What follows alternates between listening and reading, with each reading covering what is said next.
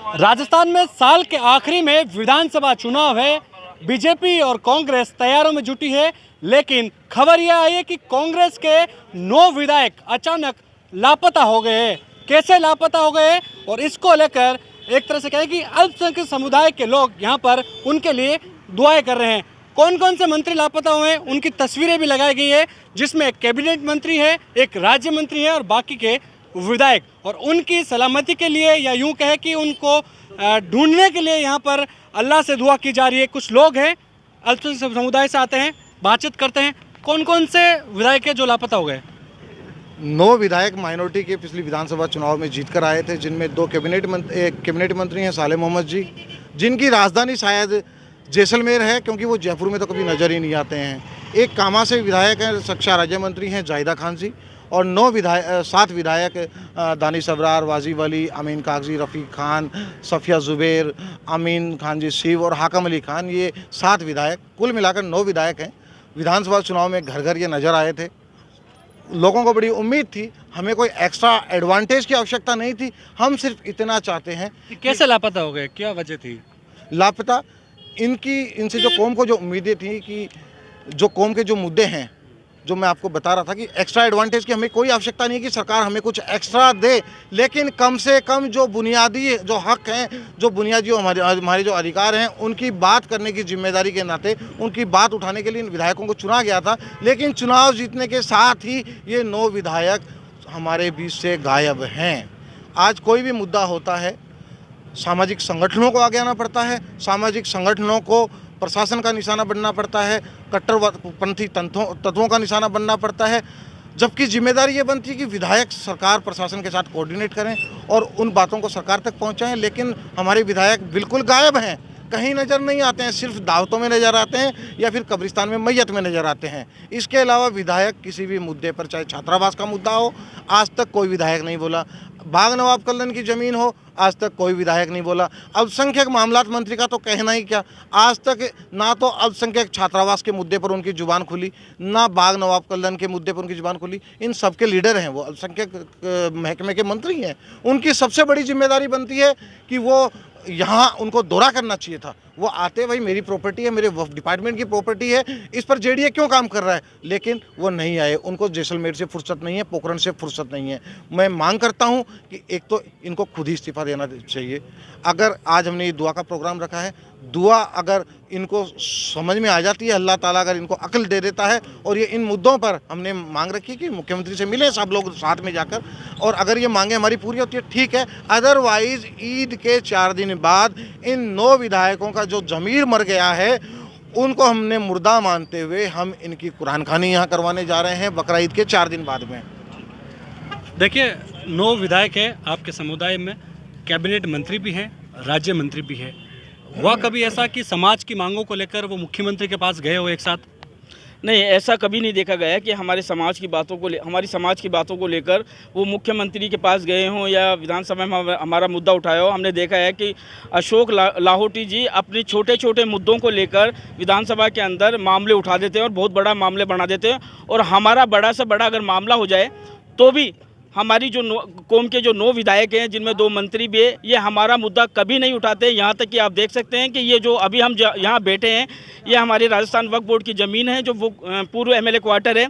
ये वक्फ बोर्ड की ज़मीन है, ना तो इसको कभी बेचा जा सकता है। ये खाली मुस्लिम ही हित के अंदर काम में आने वाली चीज़ होती है, लेकिन उसके बावजूद सरकार की और जेडीए की बदनीयती के कारण ये हमारी ज़मीन को बेचा जा रहा है।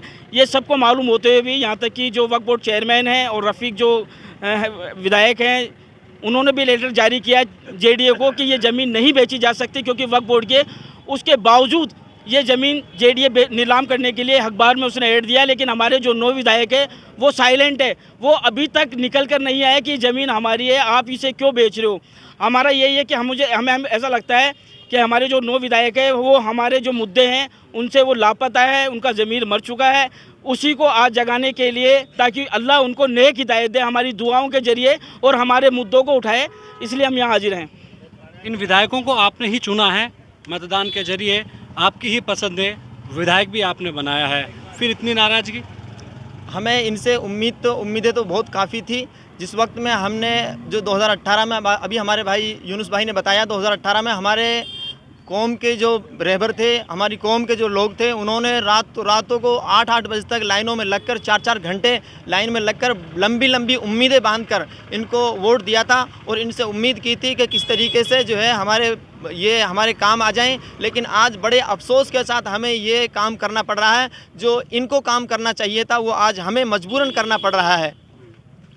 अब अगले चुनाव में विधानसभा चुनाव है इस साल, यदि यही विधायक चुनाव लड़ते हैं तो क्या रहेगा समुदाय का? इन्हें नुकसान जाएगा, इन्हें नुकसान जाएगा। रातों रात इन्होंने कब्जा किया, मेरे सामने किया यहाँ कब्जा, मैं मौजूद था और मेरे डंडे में पड़े पुलिस से, ये पड़े रातों रात कब्जा किया हमारे लोगों को उठा के यहाँ से इन्होंने।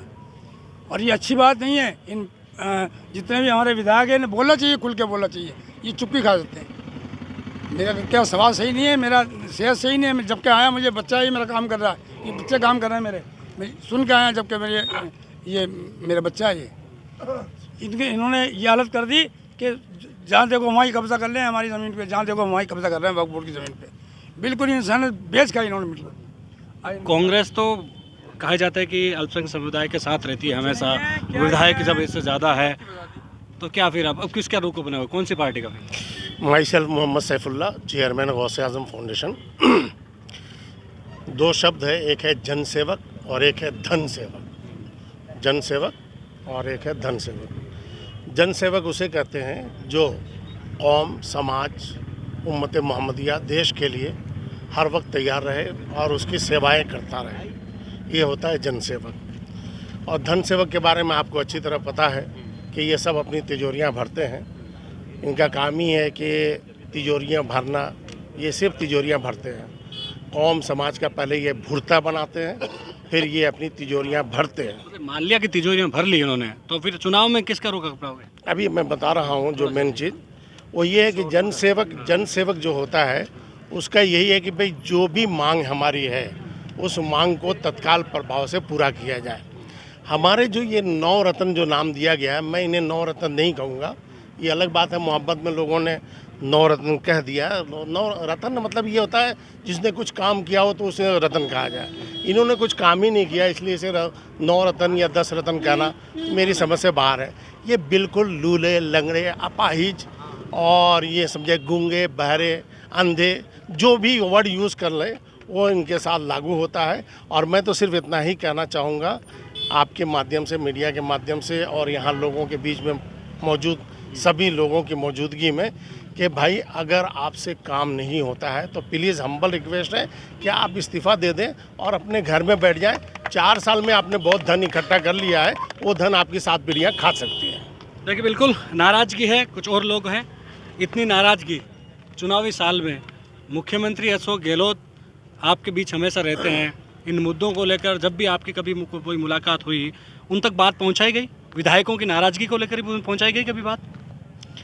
देखिए, बात पहुंचाने के लिए तो इन 9 लोगों को चुना था हमने। और ये लोग सोचते हैं कि भाई सरकार की योजनाएं बम्पर और धमाके की तरह चल रही हैं। तो योजनाएं तो कोई सी भी सरकार हो और जनता को सबको ही मिलती है, लेकिन क्या होता है, अपने अपने समाज का जो सरकारों में हिस्सेदारी के लिए जो लोग वोट करते हैं, अपने लोगों को टिकट दिलाते हैं और ये उम्मीद करते हैं कि भाई हिस्सेदारी हमें, जैसे मान लो हमारे 9 जो विधायक जीत कर सरकार में बैठे तो हमने माना ये हमारी हिस्सेदारी हो गई। अब योजना तो अपनी जगह है, सरकार की योजना आम जनता तक जाती हैं, हमारे को भी जो योजना है हम तक भी आती हैं, लेकिन हमारे जो मुद्दे हैं उन मुद्दों पे कौन बोले? उन मुद्दों पे ये 9 एमएलए बोलते हैं। जहाँ हमारे मुद्दों का हमारे अधिकारों का हनन हो रहा है वहाँ ये 9 लोग बोलते हैं और हमारे अधिकारों के लिए आवाज़ उठाते हैं। लेकिन ये समाज के होने की बजाय पार्टी के होकर के रह गए। अगर इनकी नीति या इनकी सोच ऐसी है कि पार्टी हमें टिकट दे देगी और हम जीत जाएंगे, तो इनकी गलत फहमी है। पार्टी टिकट दे सकती है, जिताएगा समाज वोट करेगा जब ही जीतेंगे। लेकिन इन्होंने अब की बार जो ये 5 साल गूंगे बहरे बन करके निकाले हैं, तो समाज में इस चीज़ का गुस्सा है कि जब भी हमारे अधिकारों का हनन होता है, चाहे कानून के जरिए हो या सरकार के जरिए हो या प्रशासन के जरिए हो, तो ये मौन क्यों रहते हैं, बोलते क्यों नहीं है? चाहे हमारे धर्म विरोधी, इस्लाम धर्म विरोधी कहीं नारे लगते हो तो ये मौन रहते हैं, चाहे कहीं मस्जिद पे मदरसे पे हमला होता हो तो ये मौन रहते हैं, चाहे मुस्लिम छात्रावास के लिए कुछ असामाजिक तत्व विरोध करते हैं तो ये मौन रहते हैं। तो जब ये मौन ही रहेंगे तो हमें इनको वोट देकर जिताने से फ़ायदा क्या। मुख्यमंत्री अशोक गहलोत कहते हैं कि इन्हीं विधायकों को लेकर वो सरकार रिपीट करने जा रहे हैं अब की बार। देखिए मुख्यमंत्री जी गलतफहमी है, योजनाओं से कभी भी सरकारें नहीं बनती हैं। जितनी मुख्यमंत्री इन्हीं विधायकों को लेकर मैं क्या कह रहा हूँ, जितनी मुख्यमंत्री ने योजनाएं दी हैं इस साल में, उससे ज़्यादा 5 साल में भ्रष्टाचार चरम पे रहा है। लोग भ्रष्टाचार के शिकार हुए हैं। योजनाओं के भंडार से सरकार नहीं बनती, सरकार बनती है लोगों को न्याय मिले। लोग न्याय से वंचित रहे हैं, लोग न्याय से वंचित रहे हैं और सब देख रहे हैं। पूरे 4.5 साल आम नागरिक गरीब जनता को न्याय नहीं मिला। केस मुकदमों में पेंटिंगों में चले, एफ लग गई लोगों की, 307 जैसे मुकदमों में एफ लग गई। इन्हों के बाहुबली लोगों ने लोगों के साथ अत्याचार करे हैं। प्रशासन ने भ्रष्टाचार किया है, अधिकारियों ने भ्रष्टाचार किया है। लोग सब देख रहे हैं और मुझे नहीं लगता कांग्रेस सरकार रिपीट आएगी, मुझे नहीं लगता बिल्कुल भी। देखिए ये मुस्लिम समाज के लोगों का आक्रोश है और यही वजह है कि आपको पता चल गया होगा कि जो मंत्रियों के साथ 9 विधायक जो लापता हुए हैं उसकी आखिरी वजह क्या थी। वजह ये कि जो भी मुस्लिम समुदाय से जुड़े हुए यहाँ पर जो मांगे थी उनको लेकर ये यहाँ पर आज दुआ कर रहे थे और ये अब जो कांग्रेस सरकार के खिलाफ है वो नारेबाजी करते हुए दिख रहे हैं। कांग्रेस के विधायकों के खिलाफ भी यहाँ पर नारेबाजी करते हुए दिख रहे हैं और ऐसे में इन सब की एक ही अब आह्वान है कि यदि मुस्लिम समाज की मांगों पर गौर नहीं किया गया, इन 9 विधायकों के साथ साथ कांग्रेस सरकार को भी इन्होंने हराने का और यहाँ की जैसे मुख्यमंत्री दावा करते हैं कि इन्हीं विधायकों के साथ वो कांग्रेस की सरकार रिपीट करेंगे, लेकिन इन्होंने चेतावनी दी है कि कांग्रेस की सरकार जो कि भ्रष्टाचार की थी जैसा कि इनका आरोप है, वो सरकार अब रिपीट किसी भी हालात में नहीं होगी। कैमरा सहयोगी मनोज के साथ विशाल शर्मा, जयपुर, राजस्थान तक।